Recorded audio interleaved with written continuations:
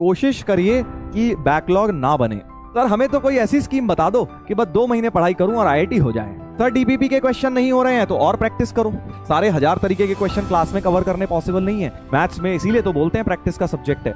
तो अपने अंदर मेंटल टफनेस लेकर आइए, ढंग से पढ़ाई करिए बेटा, आपका सिलेक्शन होगा। यही तरीका होता है जेईई की तैयारी करने का। हाँ सर मॉड्यूल एंड डीपीपी का बैकलॉग है, बस मॉड्यूल का थोड़ा बहुत बन जाए ठीक है, डीपीपी का मत बनाओ यार। 5 डीपीपी थी उसमें भी अब बैकलॉग बनाओगे, हफ्ते में 4-5 डीपीपी भी नहीं करोगे क्या? इतनी तो करो यार। कोशिश करिए कि बैकलॉग ना बने डीपीपी का, एटलीस्ट लेक्चर एंड डीपीपी का, इन 2 चीजों का बैकलॉग नहीं बनना चाहिए। सर बैकलॉग कैसे हैंडल करें? बेटा बैकलॉग ऐसे हैंडल होगा कि आप पुराने चैप्टर्स को, जो भी बैकलॉग बन गया, एक लेक्चर डेली रिकॉर्डेड फॉर्म में देखिए। एक्स्ट्रा बैठ के पढ़ना पड़ेगा उसके लिए आपको, और कोई तरीका नहीं है बैकलॉग निपटाने का। आप लेक्चर्स अटेंड करिए, उसके नोट्स बनाइए और डीपीपी करिए साथ साथ। हर वीक में 2-3 लेक्चर का हर सब्जेक्ट में बैकलॉग निपटाते चलिए। सर बेसिक मैथ पूरा करना है। बेटा देखो बैच जो शुरू हुआ है ना, उसका हर एक चीज का पर्पस है। अगर पूरा नहीं करना होता ना बेसिक मैथ का चैप्टर तो मैं कराता ही नहीं। मैं क्यों 6 लेक्चर बर्बाद कराता, मैं सीधे 12 से शुरू करा देता, है ना। एक तो हमारी 11th बर्बाद है, जो ये सवाल पूछ रहा है डेफिनेटली उसकी 11th बर्बाद ही है, इसीलिए वो पूछ रहा है बेसिक मैथ पूरा करना है। एक तो तुमने 11th बर्बाद करी हुई है, और उस पूरी चीज का अगर मैंने एक चैप्टर में समरी दी है तो तुम्हें वो भी नहीं करना है। तो भाई करना क्या चाहते हो पहले सोच लो, अब करना क्या चाहते हो? सर हमें तो कोई ऐसी स्कीम बता दो कि बस 2 महीने पढ़ाई करूं और आईआईटी हो जाए। ऐसी स्कीम अगर होती तो बात ही क्या थी बेटा। बातें तो करेंगे ही और साथ साथ पढ़ाई भी करनी है बेटा, ठीक है। तो स्टार्टिंग के लेक्चर के 5 मिनट थोड़ा मैं गाइड कर देता हूं, बिकॉज हर बच्चा अलग अलग प्रॉब्लम से जूझ रहा होता है। सर डीपीपी के क्वेश्चन नहीं हो रहे हैं तो और प्रैक्टिस करो। देखो पहले तो ये थॉट हमारी गलत है, हमने लेक्चर कर लिया, नोट्स बना लिए, अब डीपीपी हमसे सारी हो जाएगी। नहीं, डीपीपी के 40-50% भी हो रहे हैं ठीक है, बचे हुए कोई सोल्यूशन देखिए, क्योंकि वहीं से तो हम सीखेंगे ना अलग अलग एप्लीकेशन पार्ट। क्लास में हमने कॉन्सेप्ट सीखे, थोड़े बहुत एप्लीकेशन सीखे, और 1000 तरीके के एप्लीकेशन होते हैं मैथ्स में। सारे 1000 तरीके के क्वेश्चन क्लास में कवर करने पॉसिबल नहीं है, इसलिए डीपीपी में डाले जाते हैं ताकि आप प्रैक्टिस करें, वो सब चीजें भी सीखें। तो डीपीपी के अगर 40-50% हो रहे हैं बहुत बढ़िया है, बाकी 50% के सोल्यूशन देखो और उनमें सीखो कि हाँ यार हम कहाँ फंसे थे, हमने क्या नहीं सोच पाए जो डीपीपी के सोल्यूशन में सोचा हुआ है सर ने, तो अगली बार वो आए तो हम वो भी कर पाए। इस तरह से बेटा करना होता है। जेईई की तैयारी ऐसे ही होती है, ऐसे नहीं होती है कि हमने बस चैप्टर कर लिया, वीडियो लगा के देखा और बस अब हम चैंपियन बन गए। That is not how JEE mathematics is prepared. Maths में इसीलिए तो बोलते हैं प्रैक्टिस का सब्जेक्ट है। सर डीपीपी में ज्यादा क्वेश्चन नहीं बनते तो मन नहीं लगता, उल्टा होना चाहिए। ज्यादा क्वेश्चन नहीं बन रहे हैं दैट मीन्स वो डीपीपी आपके लिए सही है, वरना तो वो डीपीपी हल्की हो गई ना। अगर सारे क्वेश्चन आपसे बन रहे हैं अगर किसी भी बुक के किसी भी मॉड्यूल के, तो यानी आपको उससे बेटर लेवल का मॉड्यूल करने की जरूरत है। ये बात हमेशा ध्यान रखना। हम उल्टा सोचते हैं कि भाई अगर हमसे कोई चीज हो रही है, मान लो एक डीपीपी दी जिसमें 20 में से 18-19 क्वेश्चन हो गए, तो याद रखना वो सारे क्वेश्चन कोई खास काम के नहीं थे तुम्हारे, क्योंकि वो तुमसे पहली बार में हो गए। मजा तो तब है, सीखोगे तो तब जब तुम्हें आधे क्वेश्चन नहीं हो रहे, थोड़ी बहुत चीजें नहीं सीखी। तो कभी भी कोई कंटेंट से 90% सवाल हो रहे हैं मतलब वो आपका बेकार है कंटेंट, आपको आपके लिए बेकार है, मतलब आपको उससे एक लेवल ऊपर करना है। अगर आपसे डीपीपी के सारे हो रहे हैं आप मॉड्यूल लगाइए, अगर आपसे डीपीपी के नहीं हो रहे तो आप डीपीपी को देखिए और बचे हुए क्वेश्चंस का सॉल्यूशन देखिए और वहां से सीखिए। यही तरीका होता है जेईई की तैयारी करने का। अगर तुम ये सोचोगे कि मेरे से सर सारे ही क्वेश्चन होने लग जाएं, तो भाई तैयारी कहां हो रही है? फिर तो आसान आसान खेल हो रहा है, ठीक है। तो डीपीपी के क्वेश्चन नहीं हो रहे should not demotivate you, it should motivate you कि हाँ यार मेरे को अभी 40% हो रहे हैं, मुझे साल के एंड तक इसको 60-70% पहुंचाना है। That is how toppers think. जो विनर्स होते हैं ना वैसे सोचते हैं, लूजर्स सोचते हैं कि अरे मुझसे नहीं हो रहे, मैं डीमोटिवेट होकर बैठ जाता हूं। तो भाई मोटिवेट कब होगा? जब सारे हो जाएंगे। 100 में से 90 क्वेश्चन हो रहे हैं तो मोटिवेशन की जरूरत नहीं है, समय बर्बाद हुआ है तुम्हारा वो 90 क्वेश्चन करके, क्योंकि वो तो तुम्हें आता ही था सारा कुछ। एग्जाम में करने हैं 90, वो भी इतने 90 नहीं, 50-60% एग्जाम में भी कर दिए तो भी हो गया सिलेक्शन। तो 90% तो हमने जेईई लेवल में कभी करने ही नहीं है, ना हमारी एक्सपेक्टेशन है। 90% क्वेश्चन करने की एक्सपेक्टेशन ही हम तुमसे नहीं रख रहे, तुम भी अपने आप से रख रहे हो तो गलत है। क्योंकि जेईई का पेपर भी 50-60% अगर तुम ले आए बहुत बढ़िया रैंक आ जाएगी 50-60% के अंदर। बस आप बिना सोचे ज्यादा इस इधर उधर दिमाग ना लगा के बस ट्राई करते रहो। डीपीपी ट्राई करो, लेक्चर अटेंड करो, नोट्स बनाओ, DPP lecture notes, DPP lecture notes, ये चीज रिपीट करते जाओ। 6 महीने तक ये चीज रिपीट करो, तुम देखना तुमसे क्वेश्चंस होने ज्यादा हो जाएंगे। मेहनत करनी पड़ेगी बस। तुम ये सोचोगे कि मैं 1 महीने में करूंगा, अरे मुझसे नहीं हुए तो मैं छोड़ के बैठ जाऊंगा, तो बेटा फिर नहीं सिलेक्शन होगा। इतना आसान होता तो दुनिया में हर इंसान ही कर लेता ना आईआईटी। तो अपने अंदर मेंटल टफनेस लेकर आइए।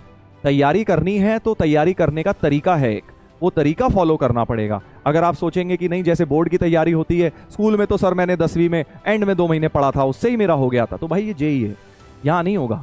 ये 12वीं क्लास है, यहाँ नहीं होगा, साल भर पढ़नी पड़ेगी।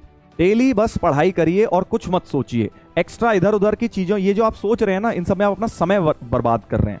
वेरएज आपको अपना समय सारा का सारा चैनलाइज करना है मेहनत करने में, प्रैक्टिस करने में, नोट्स बनाने में, रिवाइज करने में, डीपीपी लगाने में, पीवाईक्यू लगाने में। अब पीवाईक्यू मैं कह रहा हूं 100 में से 25-30 भी हो रहे हैं ना अभी, तो भी तुम बहुत बढ़िया हो। 100 में से 25 सोच रहे हो ना, क्योंकि 100 में से 50 जिस दिन हो गए उस दिन तो हमारा जेई मेंस 99 परसेंटाइल के साथ क्लियर होने वाला है मोस्ट प्रोबेबली। तो फिर आज अगर 25 भी हो रहे हैं तो ठीक है ना, 6-7 महीने में पहुंच जाएंगे हम वहां तक यार। जनवरी में अभी हैं 7 महीने।